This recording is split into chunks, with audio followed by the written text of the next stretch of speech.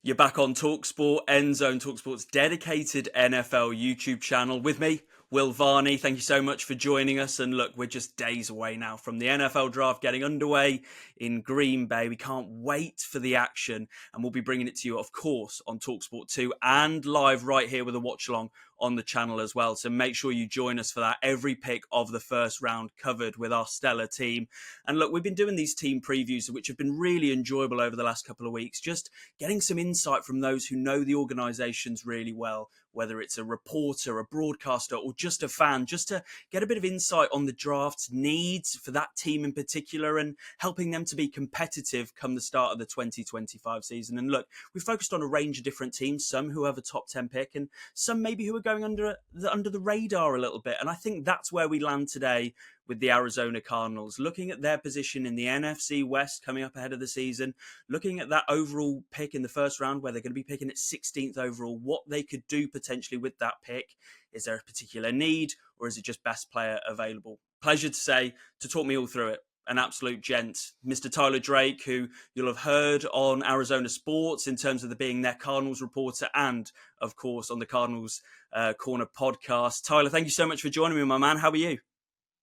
Yeah, no problem. Thanks for having me. I'm doing good. Hope all is well with you, man. Good to talk to you from across the pond for sure.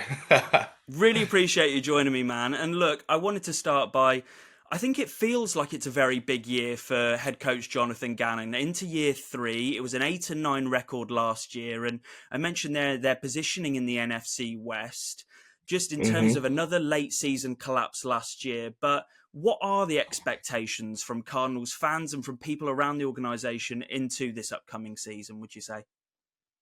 Yeah, I think now clear steps were made last year, but obviously the collapse there really took the steam out of the sail, the wind out of the sails there. But now going into year three, definitely all about making the playoffs. I think their moves this free agency have only shown that even more. They've went out and spent more than they usually have. So that on top of just seeing kind of the ascent of the offense underneath Drew Petzing and quarterback Kyler Murray. That is going to continue to blossom, I feel like. But obviously, the run game is where it starts there. So the offense has to get more consistent. The defense on that side of things, they've really shored up a lot of positions there. So they've got to hit a couple more home runs in the draft. But right now, it's playoff or bust. Big year three for sure. You can see that the culture set, the foundation set. Now you just have to go and win 10 games and get in the postseason. I suppose before we then maybe jump into the draft, you mentioned there the offense and having to get better and maybe on the same page. I was watching you did a recent interview with the franchise quarterback himself, Kyler Murray, which I found really interesting. You've mentioned about Marvin Harrison Jr. and I just wanted to get your thoughts on what you made of his rookie year because it feels like there were quite divided opinions. You mentioned in the interview Mm. he's got 8 touchdowns, but also he's hasn't reached 1,000 yards receiving. And it just feels like there are some differing opinions on what we made of him. So are you expecting him to take a big leap coming into year two? Yeah, definitely. And I think just taking an example of some of the guys from their first draft class, you could look at a guy like Garrett Williams. He's now a locked in nickel corner for this team moving forward for years to come. I mean, he's arguably their best cornerback. So this team, this coaching staff is very much about building guys up, developing guys into these long term starters. So you give a guy like Marvin Harrison Jr., who's already got a really good background, having a dad who played in the NFL, he's a Hall of Famer. You get him with a full offseason of NFL offseason with Kyler Murray, with his teammates. Then you get into fully just more regimented NFL style offseason. I think that can do wonders by itself. Plus, you work with Kyler Murray a lot more. You get more communication off the field, which will translate on the field. I really do think, I mean, 8 touchdowns, you can't really dog that much at all. I mean, you look around the league, I think a lot of teams would love to have a rookie get 8 touchdowns in a season.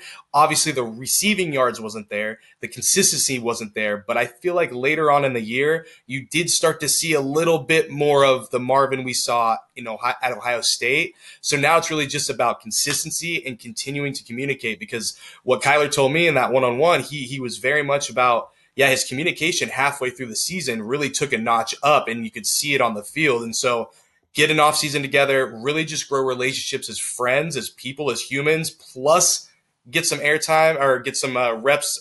They call it routes on air out here. So just getting those kind of practice reps really can do wonders. And Marvin just going into year two, knowing, hey, here's the training facility, here's where I can work out, here's where I can get more just NFL, just get the acumen more down on that side of things, I think is really going to help him moving next year. And I think, again, another big prediction. I mean, he's got to hit 1,000, and I think 8 touchdowns is probably the floor now. I mean, you got to get double digits now after you can do it in year one. So I'm expecting really big things out of Marvin, and I think a lot of people are, and I think he is as well. Yeah, and you mentioned there how in the interview, Kyler Murray, he actually said we're only starting to scratch the surface with what Marvin can show. So, like you mentioned there, a full off season with them getting on the same page, we can expect to see a big leap potentially come year two of his NFL career. Looking ahead, then, Tyler, to this draft, and I think it's quite interesting with the position the Cardinals are in because only 6 picks in this draft. So Yeah. I do wonder whether the best case scenario right now for them would be looking to trade down to recoup some of that draft capital. But obviously, like with a lot of the guests that I've been speaking to over the last couple of weeks, it's about finding that partner if you're going to do the dance, right? To trade down and Yep. who Yep. is really wanting to trade up. Do you think that's the best case scenario for the Cardinals? And do you think there is anyone that they could potentially find to do a trade if there was to be that interest?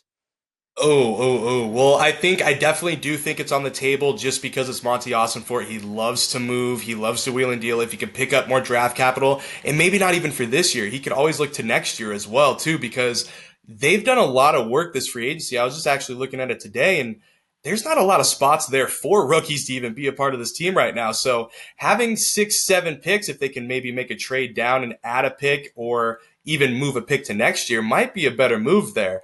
I definitely think it's on the table. I don't think it's a bad move at all. It's one of the moves that I would like to see personally because I still think with the depth, especially at like offensive line, which is probably the biggest need I think right now, Mm. if you can move down a couple spots and still land one of the guys like a Josh Simmons, a Tyler Booker, a Donovan Jackson, I really think you're setting yourself up for success moving forward.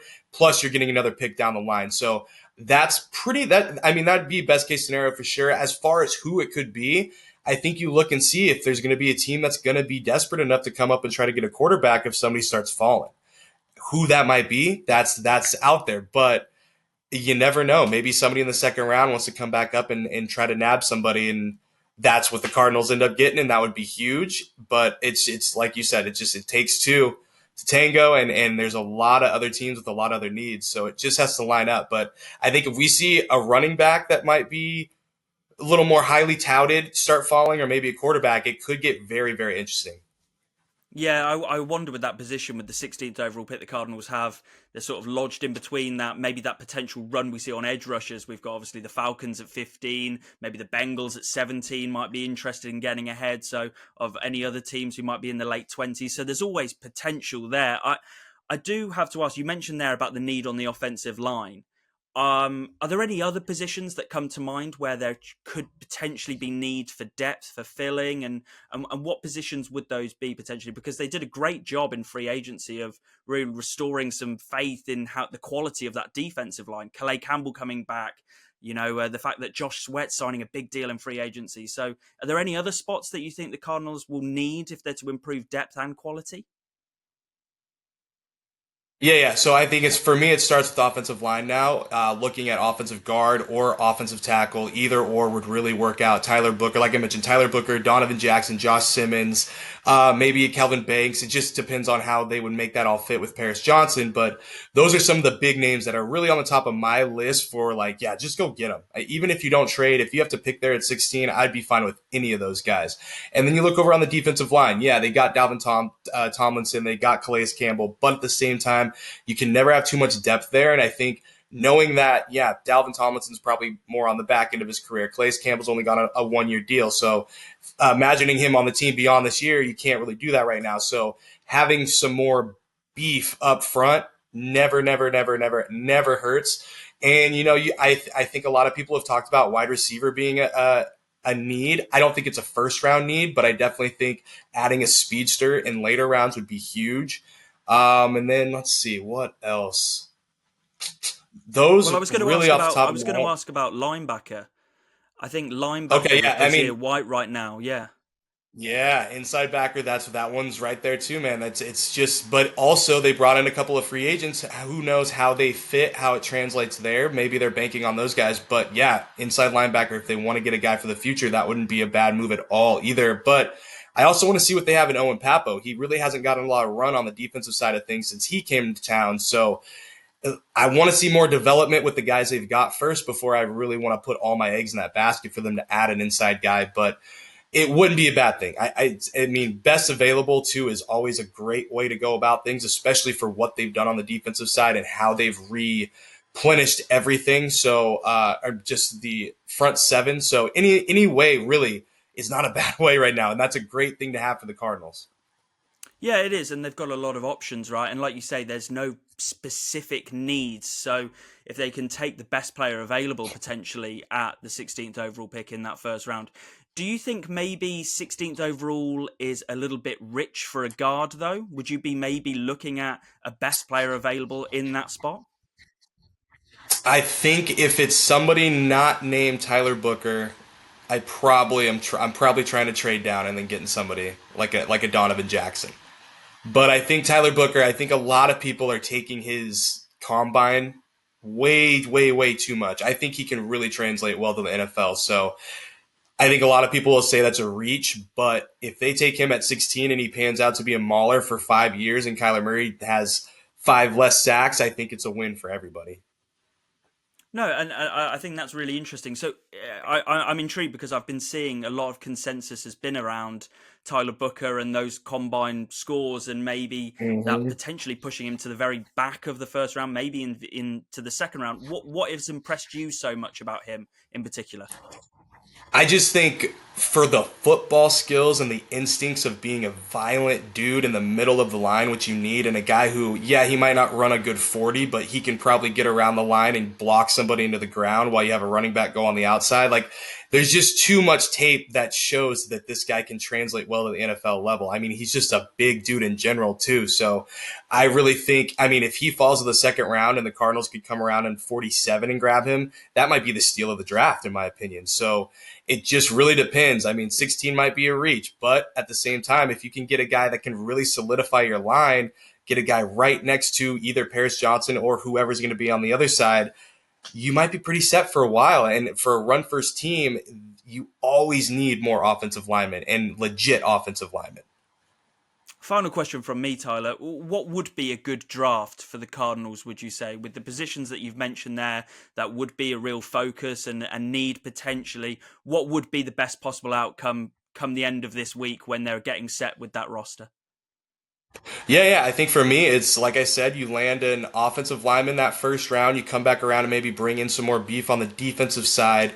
Round three, you maybe look at a wide receiver. Round 4, 5, maybe a cornerback. Maybe look at a running back. I think ASU Cam Scatterbu would be the one guy. If the Cardinals don't necessarily need a running back, but if this guy was available, just the fact that how many jerseys he could sell alone, plus he's a very tough dude and would fit, I think, this offense really well and could be really fun to watch on Sundays.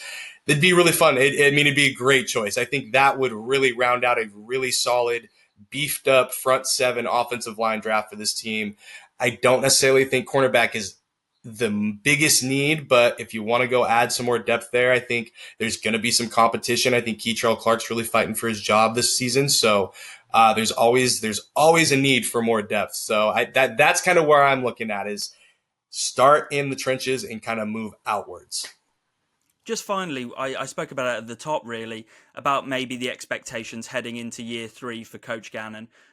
Is his job getting a little bit warmer if this doesn't come into fruition and we don't really see much progress in this season, would you say? I don't know. I wouldn't necessarily say. I definitely think there needs to be a step forward. I think you've got to watch injuries. You've got to watch some of the outliers that could potentially impact the season. But I do think it starts to warm up if you don't see a continued progress upward. I think when you look at general manager side of things, I think Monty's good. I don't see that at all, even if there is some struggles this year. But I could see the seat warming up if they kind of falter or maybe just put a pedestrian like 8 and 9 mark again, like they did this past year. And because I obviously there's a lot of expectation, there's a lot more money going into this team, so I think the level of talent and level of competition has raised for sure. Well, it'll be fascinating to see how it all pans out, starting with the draft obviously getting underway this Thursday. Tyler, it's been great speaking to you. Thank you so much for joining us on TalkSport Endzone. Just before I let you go, just remind us on how we can find the Cardinals Corner podcast and all the great stuff you're doing with Arizona Sports as well. Yeah. You can find everything on ArizonaSports.com. Yep, like you said, main Cardinals guy. So I will have a ton of content this week going into the draft. After the draft, we'll talk to all the rookies, all the prospects. So it'll be a good time for sure. I'm gearing up. I'm making sure the Red Bull's stocked for sure. And then yeah, and YouTube, Arizona Sports. Look up Cardinals Corner. That's my podcast. And really anywhere you get your podcast, you can listen to it there. But if you want to see my face and my co-host Lauren's face, you can find us there. We actually, I haven't told anybody this yet, but this week we have Kelvin Beachum joining the show. So will be a fun conversation with him. We'll get to talk to him a little bit about why he decided to re-sign with the Cardinals and what he's thinking about heading into the draft. So definitely stay tuned for that. And yeah, thanks for having me on. I really appreciate it. Tyler, it's been great speaking to you. Keep yourself busy. Get that Red Bull on draft. We'll speak soon. Definitely.